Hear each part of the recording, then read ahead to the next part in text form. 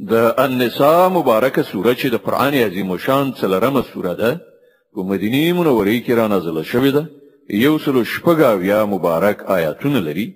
تلاوت او پښتو ترجمه یې له 12 آیت څخه اوري. اعوذ بالله من الشیطان الرجیم.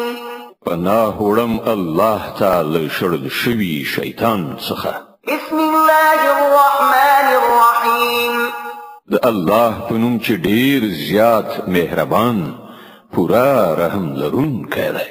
ولكم نصف ما ترك أزواجكم إن لم يكن لهن ولد فإن كان لهن ولد فلكم الربع مما تركوا من بعد وصية يوصين بها أو دين ولهن الربع مما تركتم إن لم يكن لكم ولد فإن كان لكم ولد فلهن الثمن مما تركتم من بعد وصية توصون بها أو دين وإن كان رجل يورث كلالة أو امرأة وله أخ أو أخت فلكل واحد منهما السدس فإن كانوا أكثر من ذلك فهم شركاء في الثلث من بعد وصية يوصى بها أو دين غير مضار وصية من الله والله عليم حليم. استاد کدو چې څه پریخي وي د هغه نیمایي برخه تاسو ته رسیږي که اولاد نه وي او که اولاد وي بیا د ترکې څلورمه برخه ستاسو ده. کله چې وصیت چې که هغه کړی وي پوره کړی شي او د پور لا ادا کېدو وروسته که پوره وړي وي او هغوی به ستاسو له ترکې نه د څلورمې برخې حقدار وي که بې اولاده وي او که ستاسو اولادو نو بیا د هغو اتمه برخه ده. وروسته د وصیت له پوره کولو نه که تاسو وصیت کړی وي او وروسته د پور له ادا کولو نه که پوره وړي وي او که هغه نارینه یا ښځه چې د هغه میراث باید وویشل شي بې اولاده هم وي او مور پلار یې هم ژوندي نه وي خو یو مورنی ورور یا یوه مورنۍ خور موجوده وي نو ورور او خوره هر یو ته به شپږمه برخه ورسیږي او که ورونه او خویندې له یونه زیات وي نو د ټولې ترکې په دریمه برخه کې به هغوی ټول برخه وال وي. وروسته له هغه ضرر نه رسونکي وصیت له پوره کېدو نه چې کړی او د پور له ادا کولو چې ورباندې وي دا د الله له لوري حکم دی او الله پوه باخبره او نرم خویه دی.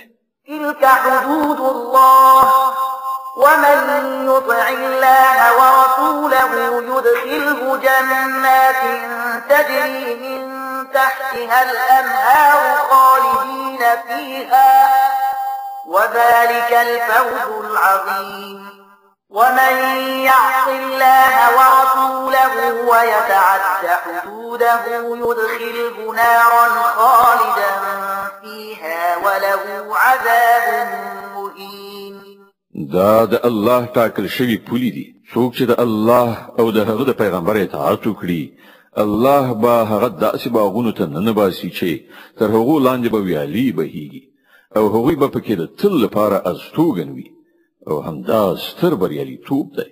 او څوک چې د الله او د هغه د پیغمبر څخه سرکشي وکړي او د هغه له ټاکل شوو پولو نه تیری وکړي الله به هغه په اور کې وغورځوي چې په هغه کې به د تل لپاره استوګن وي او د هغه لپاره رسوا کوونکې سزا ده. واللاتي يأتين الفاحشة من نسائكم فاستشهدوا عليهن 4 منكم فإن شهدوا فأمسكوهن في البيوت حتى يتوفاهن الموت أو يجعل الله لهن سبيلا. ستاسو له ښځونه چې څوک بدلمنې وي پر هغو باندې له تاسو څخه 4 شاهدان ونیسئ او که 4 کسان شاهدي ووایي نو هغوی په کورونو کې بندیانې کړئ تر هغه پورې چې هغو ته مرګ راشي یا الله د هغو لپاره څه لاره برابره کړي. واللذان يأتيان يأتيانها منكم فآذوهما فإن تابا وأصلحا فأعرضوا عنهما إن الله كان توابا رحيما. او له تاسو نه چې څوک د دې فعل مرتکب شي نو هغوی دواړه وزوروي، بیا که هغو توبه ویستله او ځانونه اصلاح کړل نو هغوی پرېږدي چې الله ډېر ښه توبه قبلونکی او رحم کوونکی دی.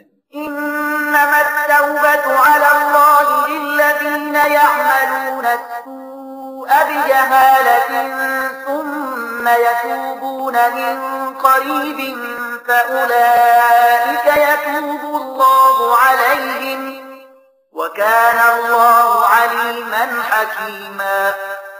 هو په دې پوه شئ چې پر الله باندې د توبې قبلولو حق د هغو کسانو لپاره دی چې د ناپوهۍ له امله کوم بد عمل ورڅخه صادر شي او ورپسې سم د لاسه توبه وباسي. داسې خلکو ته بیا الله د خپل مهربانۍ په نظر پاملرنه کوي او الله له ټولو خبرو خبردار دی او د حکمت او پوهې څښتن دی.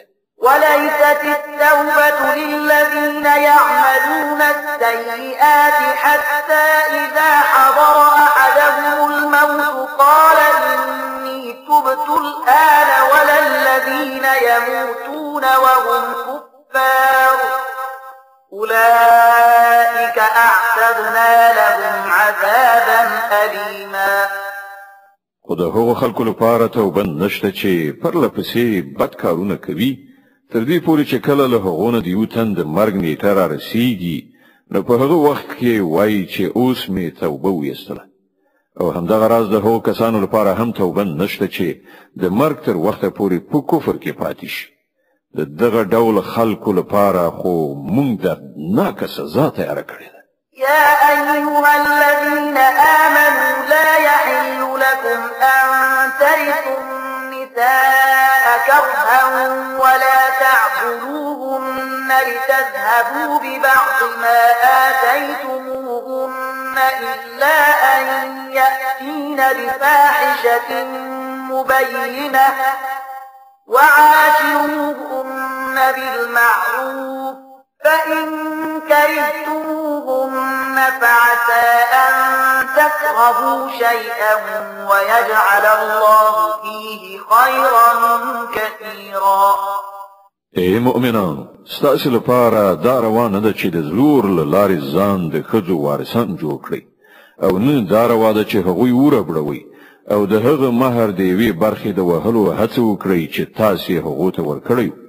هو که هغوی د کوم ښکاره ناکاره چلند کوونکي وي نو بیا تاسې ارومرو د هغو د تنګولو حق لرئ. له هغو سره په ښه چلند ژوند تیر کړئ. که ستاسې هغوی نه خوښیږي نو کېدای شي چې تاسې به یو شی نه خوښیږي خو الله به په هغه کې ډېرې ښېګڼې ایښې وي. وإن أردتم استبدال زوج مكان زوج وآتيتم إحداهن قنطارا فلا تأخذوا منه شيئا أتأخذونه بهتانا وإثما مبينا. او که تاسې د یوې ښځې پر ځای د بلې ښځې راوستلو اراده وکړئ نو که تاسې هغې ته په پنډونو مال هم ورکړی وي له هغه نه بیرته هیڅ شی مه اخلئ. آیا تاسې په تور ټپلو او څرګند ظلم کولو هغه بیرته اخلئ؟ وكيف تأخذونه وقد أفضى بعضكم إلى بعض وأخذن منكم ميثاقا غليظا. او تاسې به هغه په څه شان اخلئ په داسې حال کې چې تاسې یو د بل سره په مینه اوسېدلي او هغوی له تاسې څخه پخه وعده اخیستې ده.